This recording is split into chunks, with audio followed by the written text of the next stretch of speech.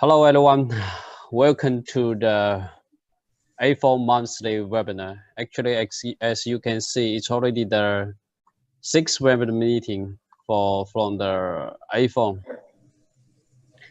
As we know, year 2020 has come unexpectedly affected by the outbreak of the COVID-19, and the AFOMP has been offering during this hard time. AFOMP is thinking of offering online education for all the members in the AFOMP region. So we have honor today to invite Professor Arun Chougule to give us a talk on the diagnostic reference levels. Today's moderator is Associate Professor Junios, who is from the Malaysia. I will give a brief introduction of Junios, and then he will he'll take over the webinar.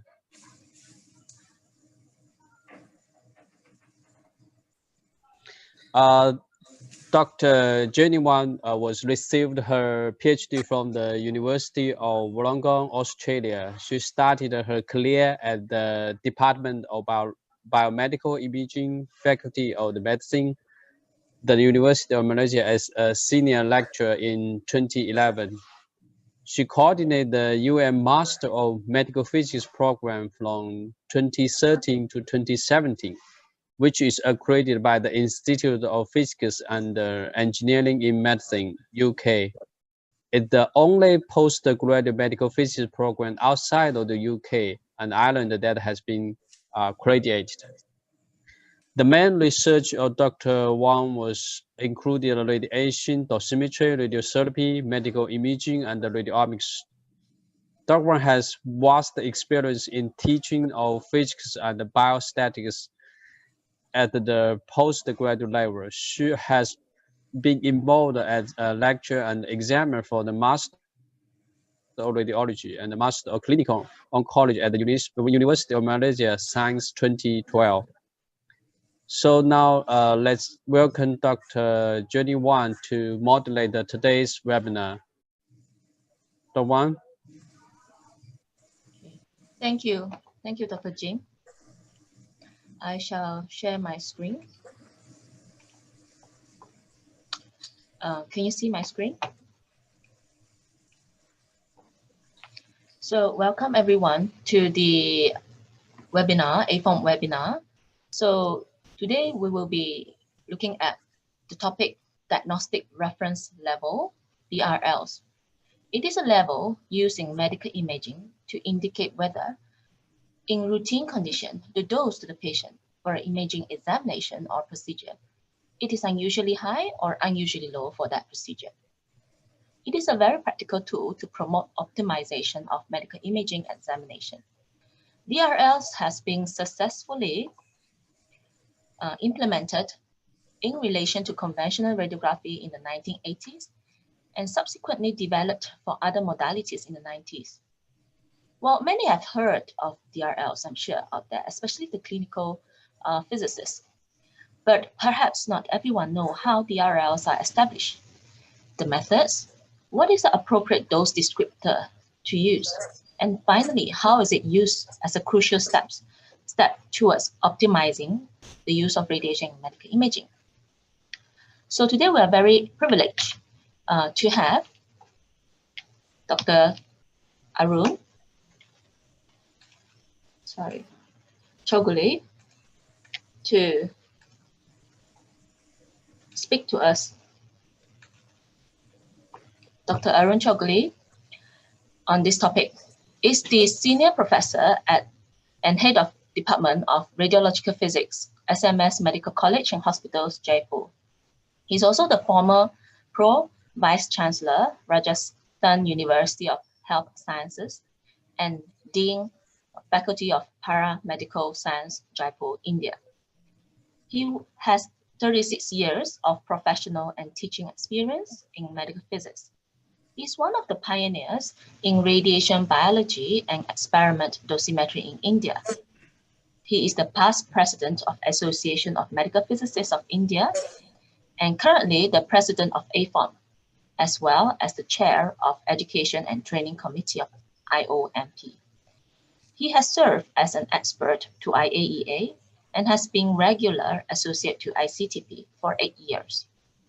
He has been awarded with numerous fellowships and awards, mainly IOMP, IDMP, 2016 Award for Contribution in Medical Physics, AFOMP Member Excellent Presentation Award, Outstanding Faculty Award 2019 of SMS Medical College, Dr. Farooq Abdullah Sher, E. Kashmir Best Researcher Award 2011 to 2012. Recently, he was awarded as one of the outstanding medical physicists 2020 by the AFOMP.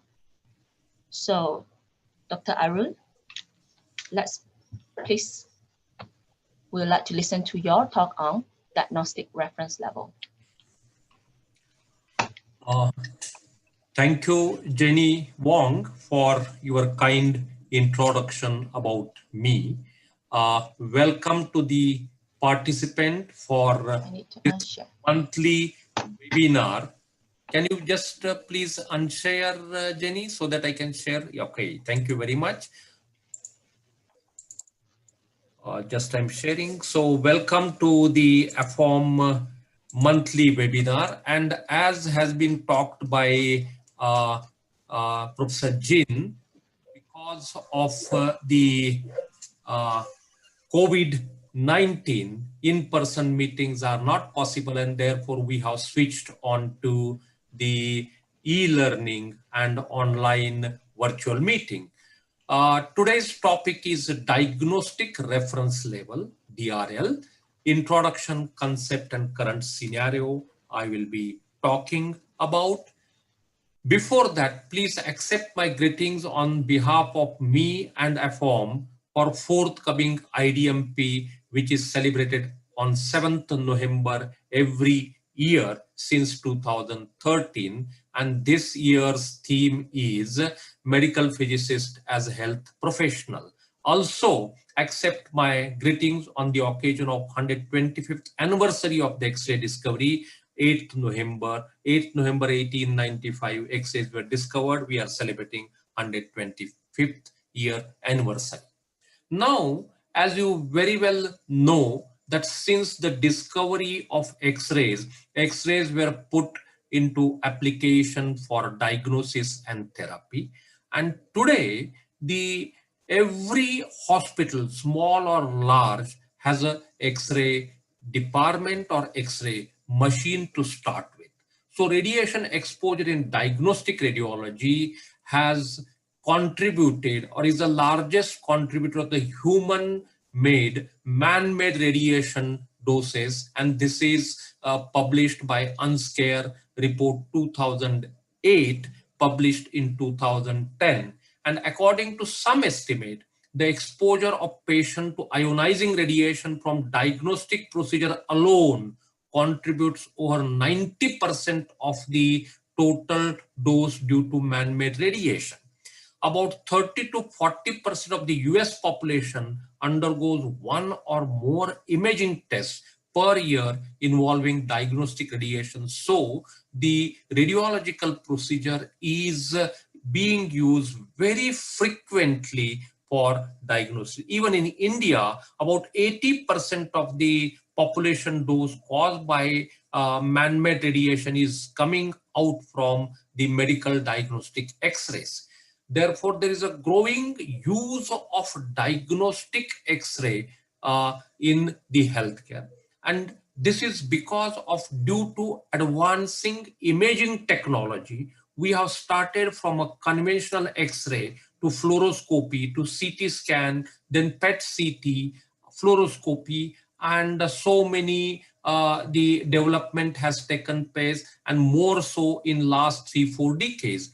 A continuous growth in use of diagnostic X-rays has been recorded in recent time across the world in developing and developed countries. According to Unscare 2010 report, the total number of diagnostic medical examination increased from 2.4 billion to more than 3.6 billion in a period of 1997 to 2007. Means in 10 years period, there was a 50% rise from 2.4 billion to 3.6 billion. And the 2020 report is about to come, and it is expected that at least if you take 25% rise, there will be more than 4.5 billion radiological procedure for a population of about 7.5 billion. Means every second person is undergoing a radiological procedure. In a survey conducted in India in 2010, the number of diagnostic X-ray unit was recorded to more than 50,000, and every year almost about 1,000 to 1,500 new units are getting added. So global increase in the use of the radiation in healthcare, if you look at 3.6 billion procedure in 2008 as per the UNSCARE report. And even if you think of 25% increase in diagnostic radiology from 2008 to 2020, the number will be around 4.5 billion procedure. Similarly, the ionizing radiation is being used into nuclear medicine and radiotherapy. I will be speaking more about the diagnostic radiology and the diagnostic reference levels in diagnostic. Again, if you see at the UNSCARE report from 1988, 1993, 2000, 2008. If you just compare 2000 and 2008 report, the number of examination per 1,000 population has risen from 330 to 488, almost 1.5 times more in just 8 years. The procedure has increased. Similarly, if you look at the growth of number of diagnostic procedure and collective dose for 1,000 man-sievert, you will see that there's a 130% rise in the diagnostic procedures per this thing, and collective dose is 122%, whereas the population growth from 1988 to 2008 into 20 years is 26%. So much more faster rate than the population growth, the diagnostic procedures are increasing. Even again, if you look at per capita effective dose in millisievert from 1998 to 2008, this 2008, just 8 years, from 0.4 millisievert to 0.62 millisievert, means again 150%, that is 1.5 times increase in the dose. Also, UNSCARE report shows that the contribution of radiation dose to the population is 0.64 millisievert, whereas the natural background radiation contribution is 2.4 millisievert, means almost 25% of the natural background radiation contribution is from the medical exposure. Even there is another one study, NCRP report 2009 shows that in 1987 to 2006, almost 20 years period, the increase in medical diagnostic procedure or radiation dose level, the increase was a 5-fold in 20 years. That is 0.6 to 3 millisievert, highest dose increase in USA because of very high growth of diagnostic procedure. And therefore, as you know very well, that radiation is a double-edged sword. Radiation can cause hazardous effects, and therefore we have to keep the radiation dose as low as reasonably achievable. And therefore various approaches were thought, advocated and practiced since 70s, and there was a need was felt for standardization of a dose and reduction in variation in the dose without compromising the clinical purpose of each examination or procedure was failed. That means, one, chest X-ray is being done in a part of a country, for example, from north to south or from east to west, the dose should not vary very much. And if it is varying, what are the causes, things we should look at?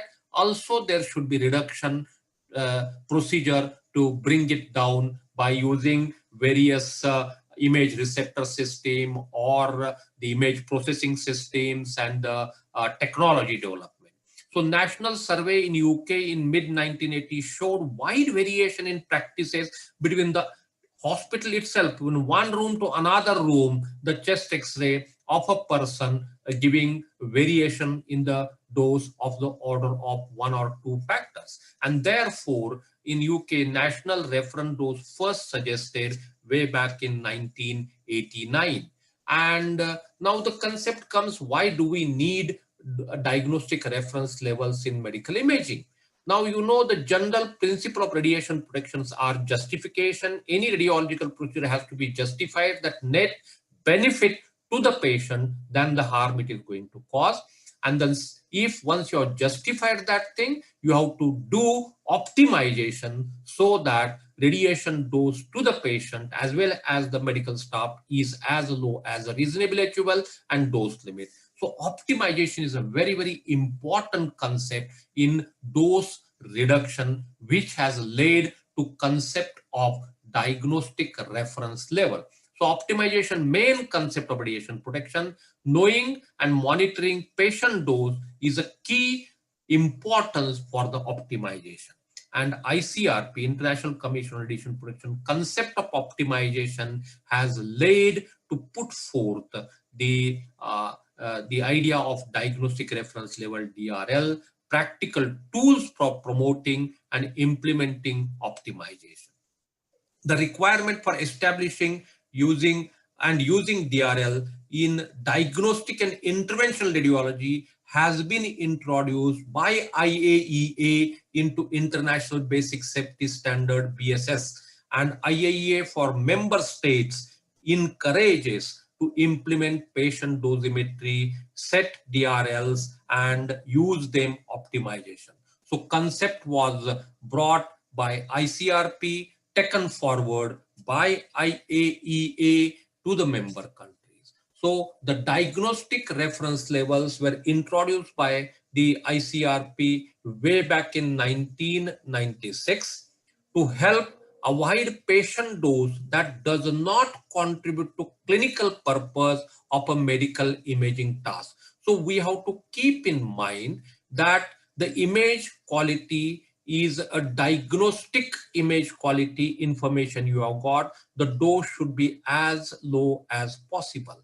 And to identify those situations where it may be possible to reduce dose without compromising the required level of image quality, because our ultimate aim of radiological imaging is to extract the information from the image and arrive at a diagnosis, and therefore that factor is also very important. Keeping that in mind, you can bring down radiation dosage to be used as a benchmark for comparing patient doses resulted due to clinical practices, and thus they act as a trigger levels to initiate quality improvement. Means that if DRLs are set in a country, in my hospital for a same kind of investigation, same range of a patient, if my doses are very high or very low,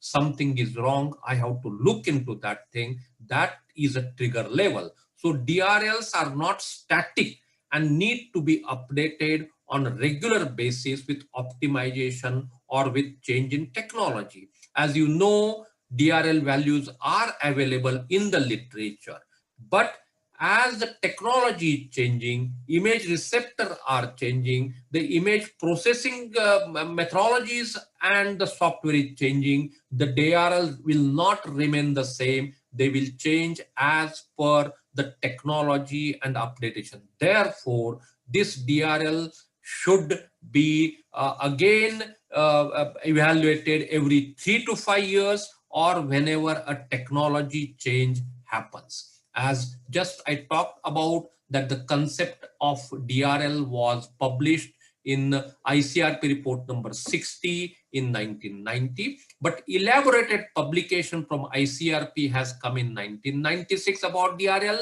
and further publication 105 has come up about that, and latest ICRP publication which is devoted to diagnostic reference level in medical images, that report 135 has come in 2017, which I will be referring to for comparing, and how to this report gives you all the details, what quantity you should use, how to set a DRL, national DRL, regional DRL, local DRL, or intra-country DRLs. So subsequent recommendations of these ICRP were followed up by the International Atomic Energy Agency also, and IAEA used the term as a guidance level for medical exposure, but ultimately they have followed the same, that is the diagnostic reference level, changing from guidance level for medical exposure. And European Commission in 1999, EC has brought out DRL should be established both for diagnostic radiology and nuclear medicine, and if they are consistently exceeded, investigation appropriate corrective action should be taken. This has come into a European Commission law, and this is actually has to be followed by all the European member countries, and they are trying to follow implementing the things. National Council for Radiation Protection and Measurement in 2000 in United States, NCRP report 172, which defined diagnostic reference level and achievable doses for medical and dental imaging. Therefore, starting from ICRP, IAEA, European Commission, and then NCRP, all are endorsing and following the concept of DRL, and this is what international BSS 1996 and 2013, which has come, shows that those guidance levels, and then followed, I told you that DRLs should be implemented, should be used. So what are these DRLs are, or diagnostic reference levels are? Those levels in medical radio diagnostic practices. They are not applied to therapeutic procedures, because therapy procedures, the patient is getting benefited by the dose, treatment, and thing. In the case of radiopharmaceutical and nuclear medicine, levels of activity in case of the radiopharmaceutical and nuclear medicine for typical examination, for example, lumbar spine, fluoroscopy, or CT for a group of standard size patient, means adult 60 to 80 kg or different ways. If they are a pediatric patient, age groups up to 1 year, 1 to 5 years, 5 to 10 years, 10 to 15, or weight. So these levels are indicative of a good practice when not exceeded. For standard procedure, when good and normal practice regarding diagnostic and technical performance is applied, that is how we define DRL, diagnostic reference level. Now, how to set, how to proceed this diagnostic reference level? So what you have to do, patient dose survey and optimization you have to do, and you have to collect the data. I will talk about the detail, what quantities to be used, how to do it, just after a few slides that will be there. So collect the data on diagnostic reference level quantities for patients of 60 to 80 kg. Calculate the median dose from the examination, and then compare the median dose with the, if there are existing DRLs with that thing. If they are exceeding your value, median dose for the examination is exceeding, comparing with the DRL value set in for the country, then you have to review your diagnostic technique, exposure setting, and the equipment performance results for why are you getting the doses too high than the DRL. And then recommend optimization strategy and work with radiographers to implement the changes. And this example of audit is given into the ICRP report number 135, which is given, has come in 2017. So effective diagnostic reference level, which many countries are doing, and the UK survey report, what does it say? The DRL process has been popularized in Europe, and during successive surveys was shown to reduce the overall dose and the range of doses observed in clinical practice. So definitely implementation of DRL has helped to bring down, and I will show with some example, bring down the patient doses, staff doses.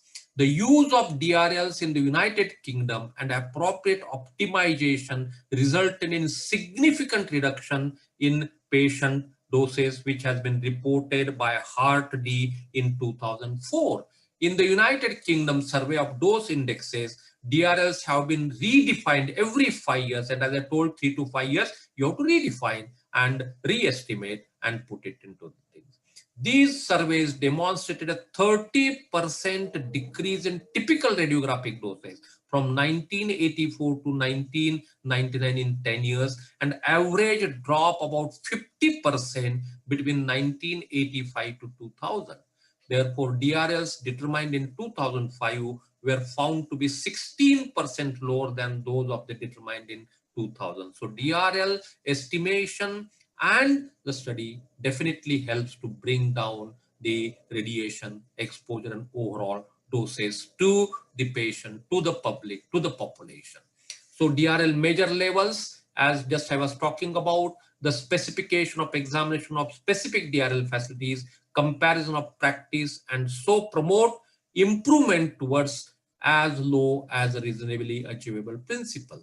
And they can be national DRL set for large scale surveys as a tool to help identify usually high typical doses. And local DRL levels, they can be institute based, a city based, or a regional, the state based, set by each X-ray department as a characterize their typical dose level to facilitate the comparison with the national or the published data.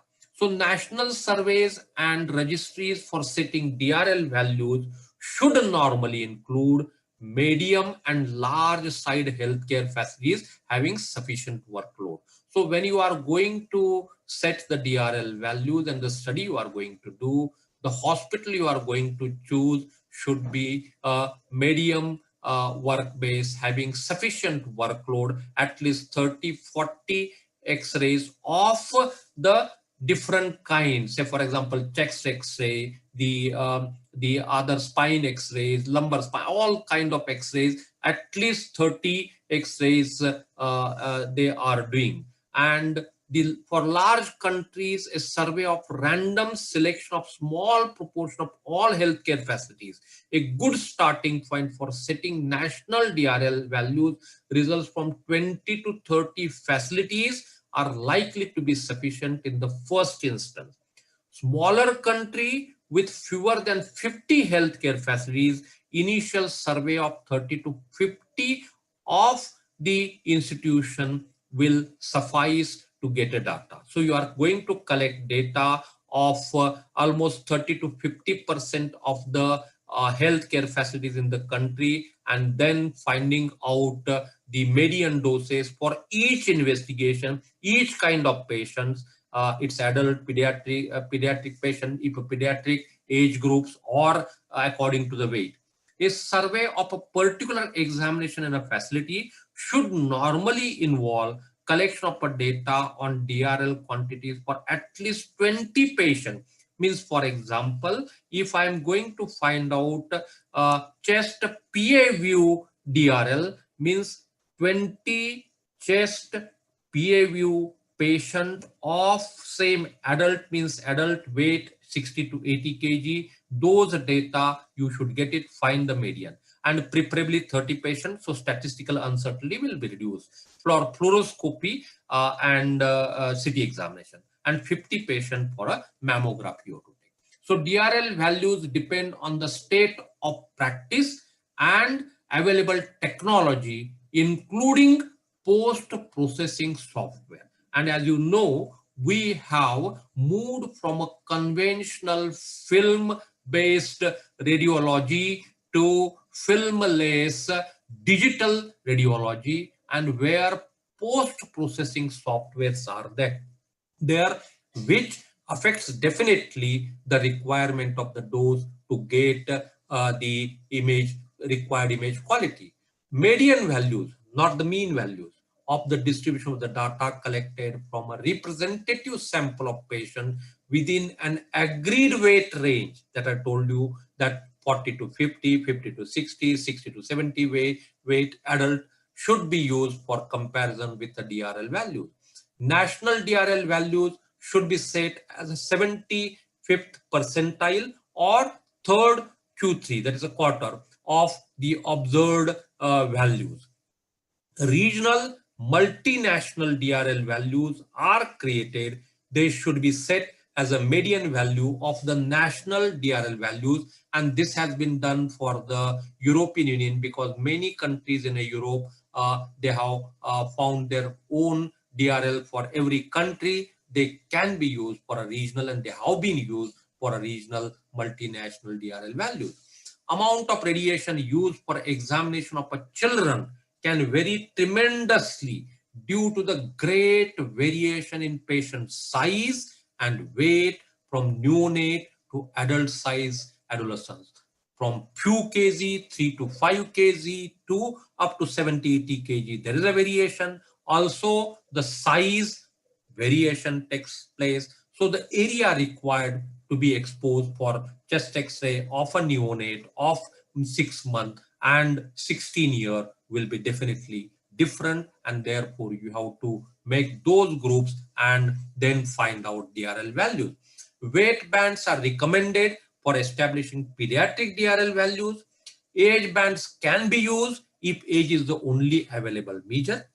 National and regional DRL values should be revised at regular intervals, 3 to 5 years that I have mentioned, or more frequently when substantial change in technology. You have moved from a conventional radiology to the digital radiology, or a image processing software, high-end processor, or even now the artificial intelligence is coming in the diagnosis procedure. So that needs that the DRL should be again revised.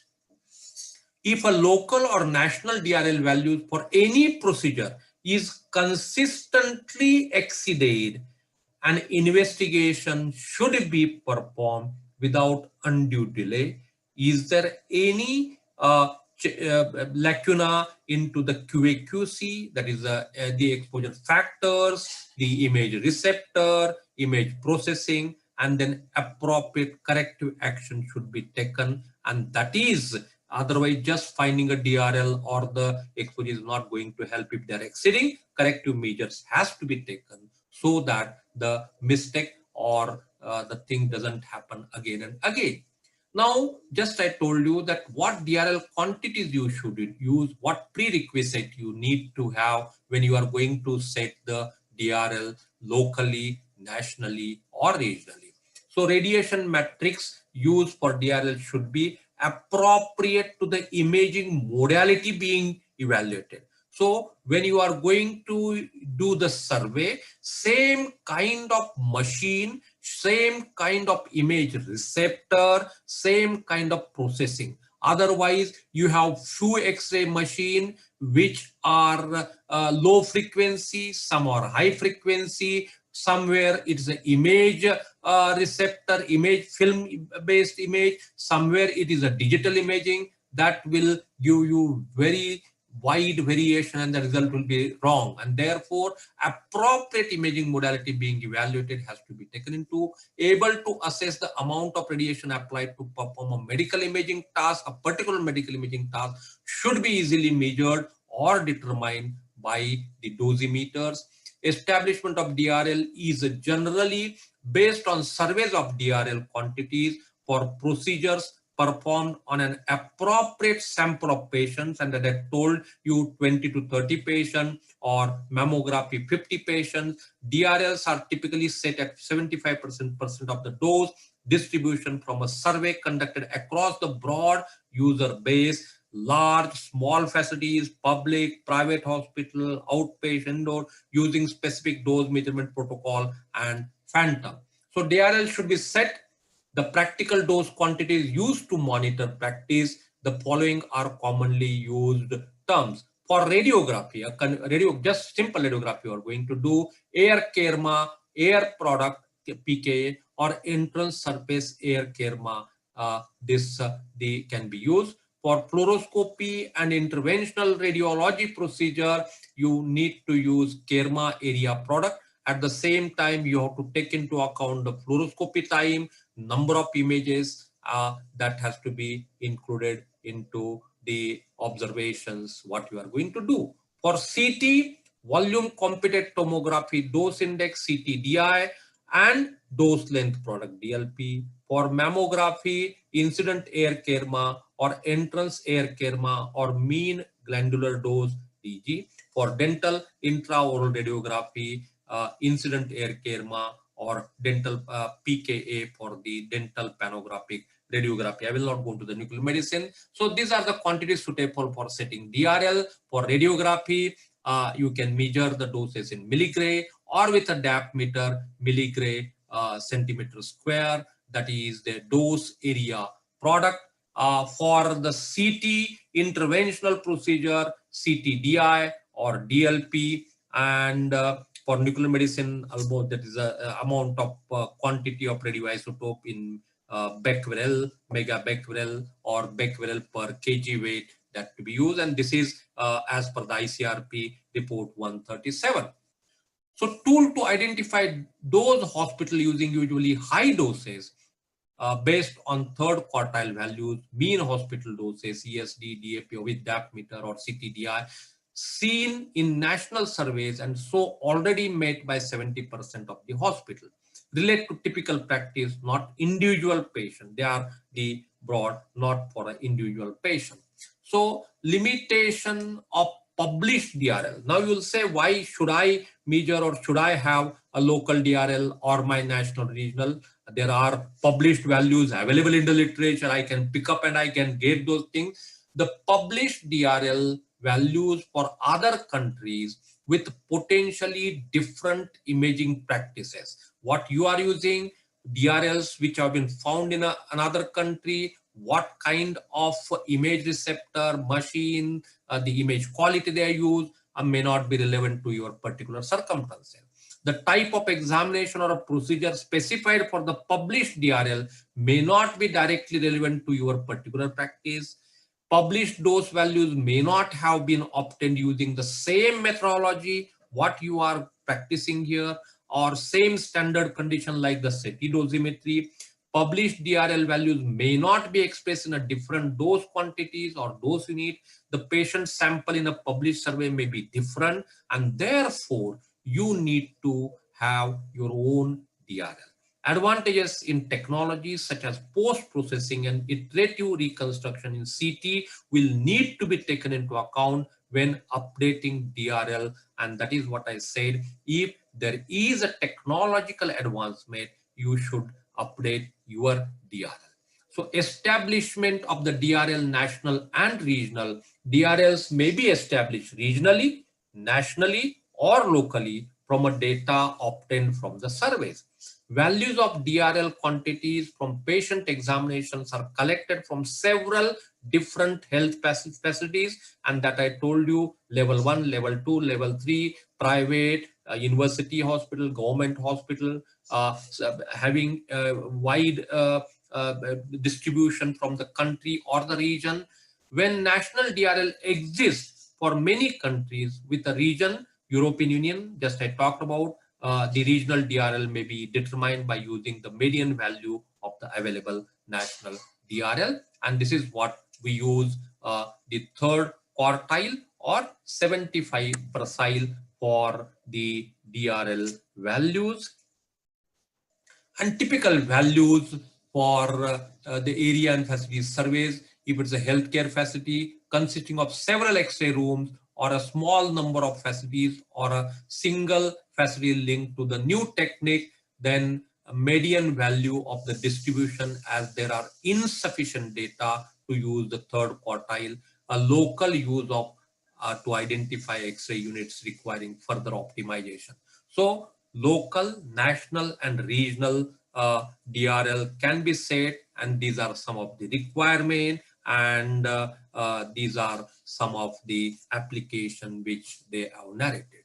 So local implementation of the DRL, the dynamic, it is given by IPEM also. For each X-ray unit, establish optimized imaging protocol for each examination and patient group. As I mentioned, chest X-ray, what age group you have taken, okay. Measure typical doses as means for patient sample, compare with national DRL, compare with set revised local DRL. If they are too high, periodic review 3 years or when the technology change. Now, how to measure this entrance surface air kerma, and here you can see it through this thing using TLDs or the solid state detectors, semiconductor detector you can use, and then you can measure the entrance surface dose ESD, or you can use a DAP meter here,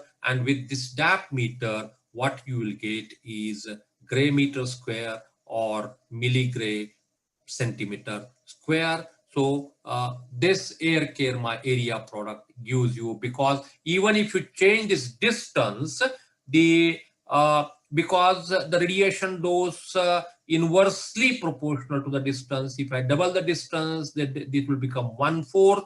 At the same time, area will become 4 times, and therefore the product will remain the same independent of the distance of the dosimeter from the source of the X-ray. So DAP meter, and in European Union, DAP meters are mandatory for the X-ray unit, not yet in the Asian countries. When you talk about the CTDI or DLP, computed tomography, you have a phantom, the CT phantom, and you have the ionization chamber, minimum 10 centimeter long, the ionization chamber, and then you measure for a single rotation or multiple rotation with the product. So this will be DLP, dose length product, and this will be just the CTDI for volume. For a mammography, mean glandular dose with the dosimeter you can do. So ICRU DRL quantities for CTDI, volume, computed tomography dose index volume, DLP for dose length product, for this incident air kerma, mean glandular dose for the breast, and so many quantities you entail with a different kind of investigation. So recommendation for DRL: the use of diagnostic reference level as an important dose optimization tool is endorsed by many professional and regulatory organizations, including ICRP, American College of Radiology, AAPM, United Kingdom, Health Protection Agency, IAEA, European Union, Australian organization.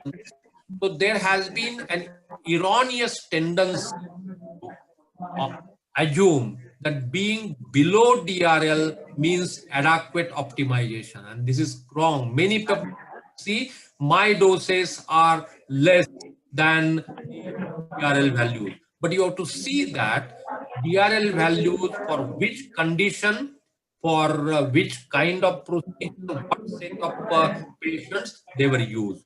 So just DRL is a one step in the optimization. What are the limitations of DRL?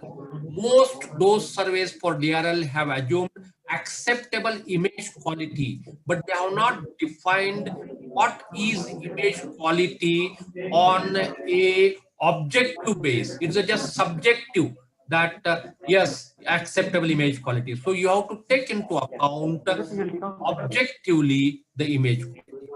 How many DRL related papers have mentioned that we selected X number of images detected? So that is not a correct way to do, that's a limitation. So going beyond DRL you have to do, so you have to define the image quality, and that image quality objectively, not a subjectively. What if we start with image quality and make it priority? Only if image quality is acceptable, we move further with the dose, mean, median dose, or any level for the dose. And you have to go beyond standard size. Each healthcare facility should establish specific protocol for each patient group as part of optimized practice.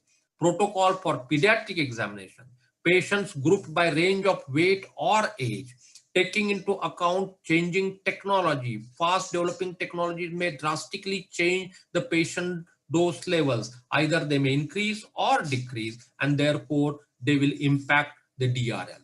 So benefits of the DRL are image quality primary, if you take it, dose secondary if you take, can overall weight group can be applicable to optimization of the individual. And here you can see for a pediatric patients, the weight groups less than 5, 5 to 15, 15 to 30, or age groups, they have been taken 1 year, 5 year, and this is what recommended weight groups for the body examination, less than 5, 5 to 15, 15 to 30, or age group less than 3 months, 3 to 1 year, 1 to 6, more than 6. So this is what has been published and has been in the literature. So how to establish DRL?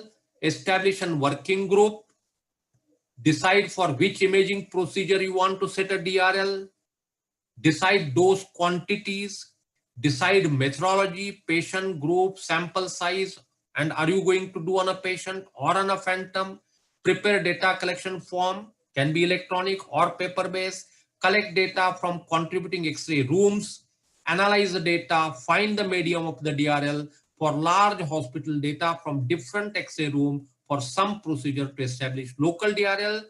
Statistical analysis set DRL usually third quartile or 75th percentile.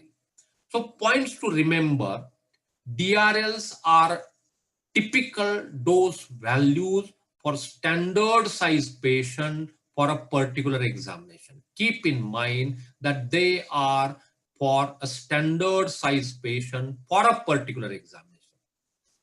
DRLs are representative for a practice in a country, and that is what I was mentioning, published data from another country. For example, if you look at the DRL for the chest PA view in Europe, UK, US, and Japan, you will find that they range from 0.3, 0.2, 0.15, almost double range, and therefore you should have your own DRL for a country specific, region specific. DRLs are indication of amount of radiation used for specific procedure. DRLs are a tool for optimization of the protection. DRL values are not intended for individual patient. They give just the range of the doses. DRLs are not dose limits.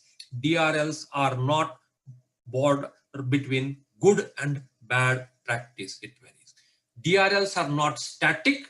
They should be revised periodically or as and when the technology changes. Dose audit should be performed in each medical facility and local values compared with DRLs. Local review if dose above or substantially below DRL. Optimize of clinical protocol. DRL should be included in the education and training programs of the health professional involved in medical imaging. Patient dose audit and DRLs are important tool for optimization of the patient protection. I need to stop here, but because I hope my time is over, but these are the published values. They are available in literature. They can be used for various radiological procedure from different countries, for a pediatric, for different age group from different countries like Europe, UK, Germany, Switzerland. They are available.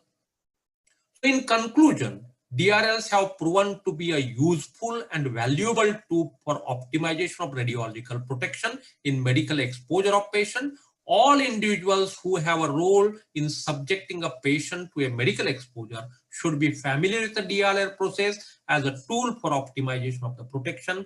Application of DRL is not sufficient for optimization of the protection. The diagnostic quantity of corresponding image must also be evaluated. DRL value should not be used as a dose limit.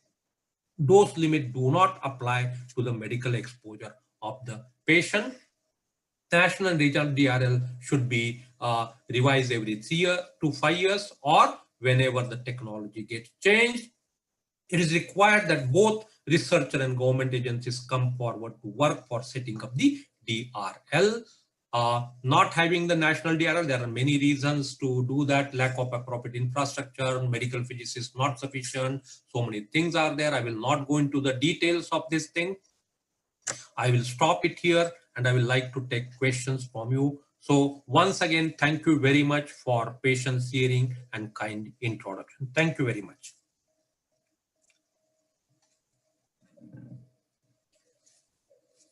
I stop sharing. Thank you very much.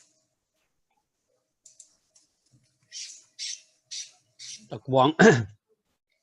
Thank you, Professor Allen. Dr. Wang, yeah. Thank you. Thank you, Dr. Prof. Arun. Any question from the floor? No, you have to take question from the chart, I think. Yeah. So there is.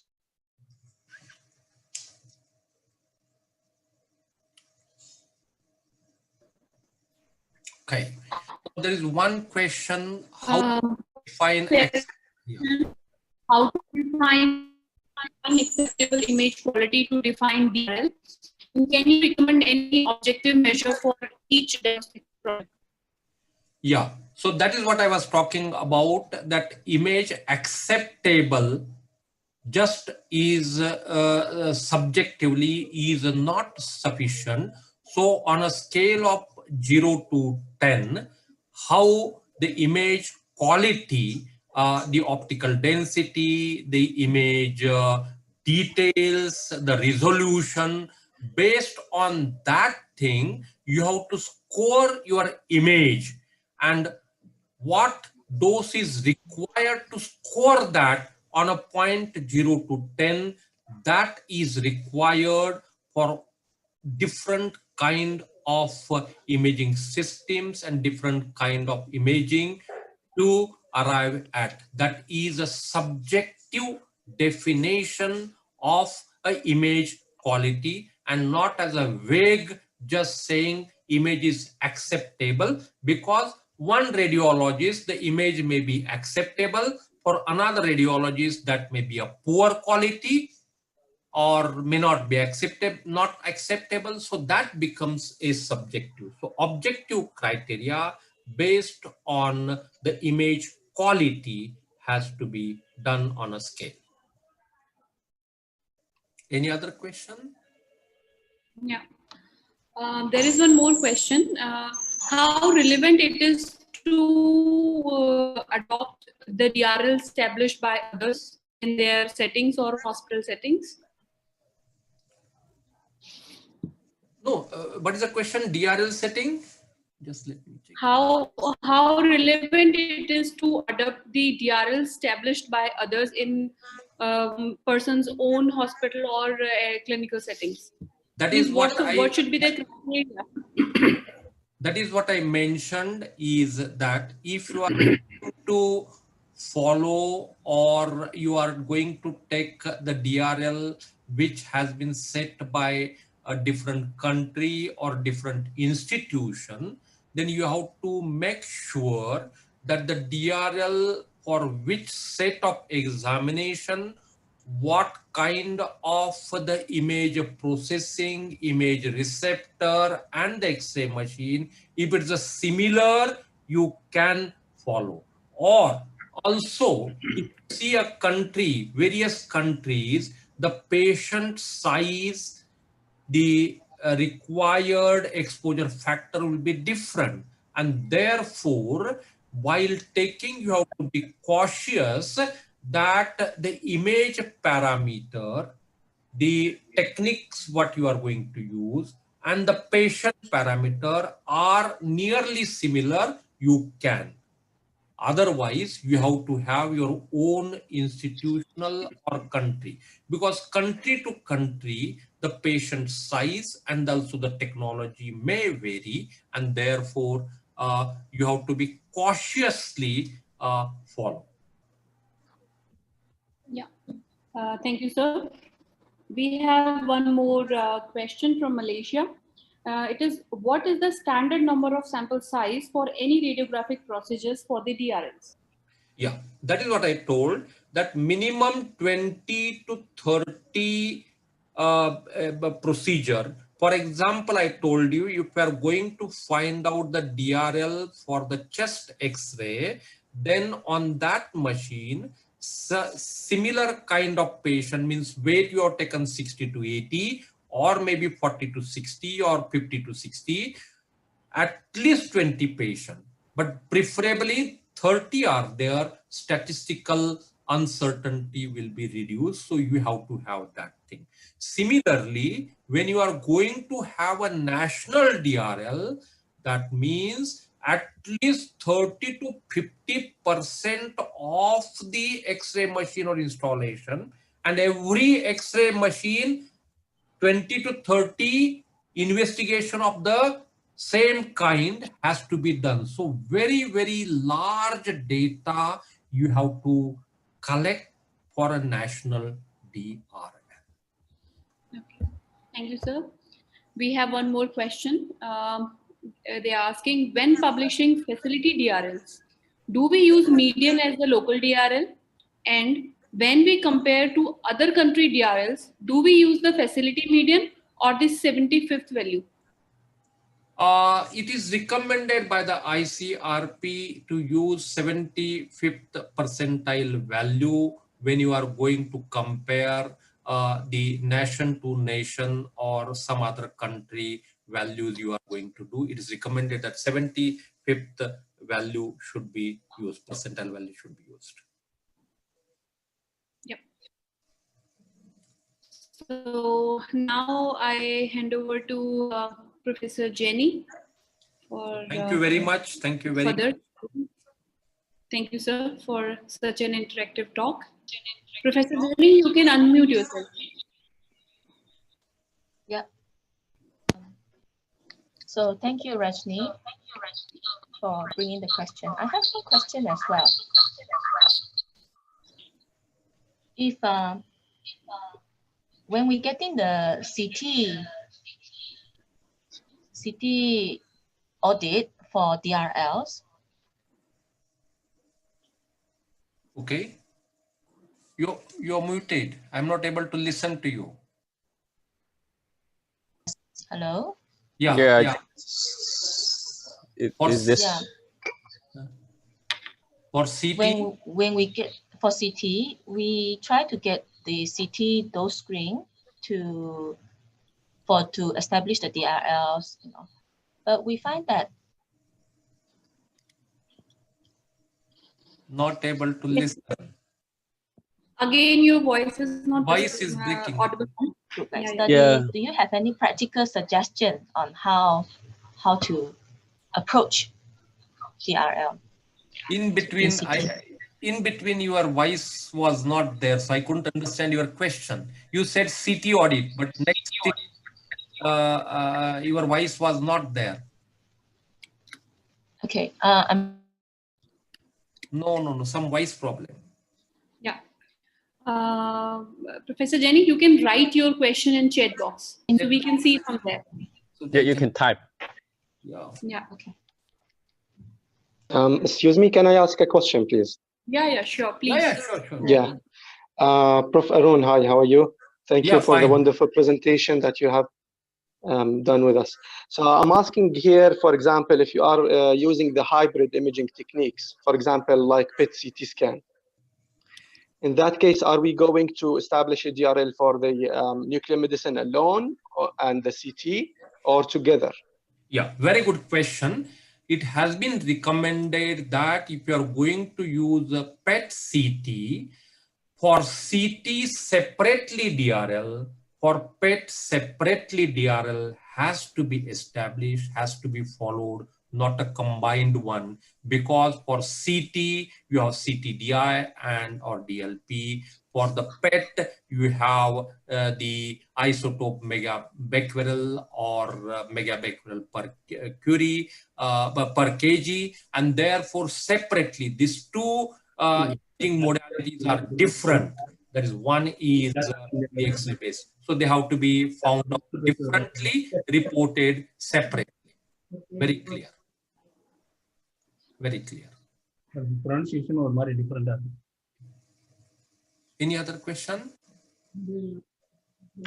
Yeah, I found that Dr. Wang's question. He has, she said that we have experience with getting the date from DICOM those screens. Screen, but those screen data. Yes, it understand the standardized between vendors. The format is also not easily passed. Exactly. See, what they give it from the vendor dose is actually on a Monte Carlo, and the parameter what they use actually, isn't it? It is direct measurement, and therefore you have to do on a phantom measurements and then compare actually. Okay. By the different companies are different.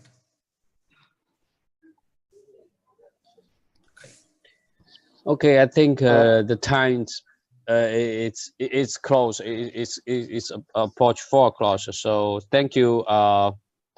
Thank you very much for Dr. Allen for the wonderful talk, and I will give more information about the next talk, next webinar. So as we know, there's some information. So our next webinar will be on December 10th, 2020. It's also Thursday. Our speaker will be Professor Sharma. So his title will be Recent Advances in Breast Therapy and the Challenges. So hope to see you all next month. Also, we have actually scheduled our webinar from next year. So it's from January to 2021 to July 2021. That's also being scheduled. We will release this information for next month or month by month. So hope there's not much to adjustment. Another information is our webinar will be sponsored by the Continuous Professional Development of the Asia Oceanic Federation Organization. So this actually was endorsed by the Australian College of Physical Scientists, Engineering in Medicine. So each time you listen to the webinar, you can get 2 points as long as you register through this link. I also have pasted this link on the web on the chat line. So, but hope you do not spread this because as only we actually have 2 ways to certify your participation in this webinar. We have the in our back date we have your time, how many time you spend on this webinar. So this is just for someone may need the points, someone we don't. So if you need the certification points, you can just log in and put some of your information so we can certify you have listened to the webinar. So that's basically all the information released. So and at the end, so let's thanks again for Dr. Allen for your talk. So hope to see you all next time. Jin, one information that we have on the 7th November, we have AFOMP IDMP webinar on the 7th. Already the information is on the AFOMP website. So all the participants are requested to join to the AFOMP IDMP celebration on 7th November. Okay. Regina, are you going to share this information? Yes. Yeah, good. Can you share? I have already shared the screen, but I'm not. That's not opening. Let me see. Do I have one? I have already shared the screen, but I don't know why it is not visible. Okay, so you have to unshare, I think, again, and then. Yeah. We can say, but okay, already it's on the AFOMP website also. All details are there. Yeah, is able. Is it visible now? Yes. Yeah. It's come up. Yeah. So this is our program, and this is the link. It is available on AFOMP website, and this is the program for the day. So we are hoping to see you all. So same time, actually. It's the same time what we use for AFOMP monthly webinars.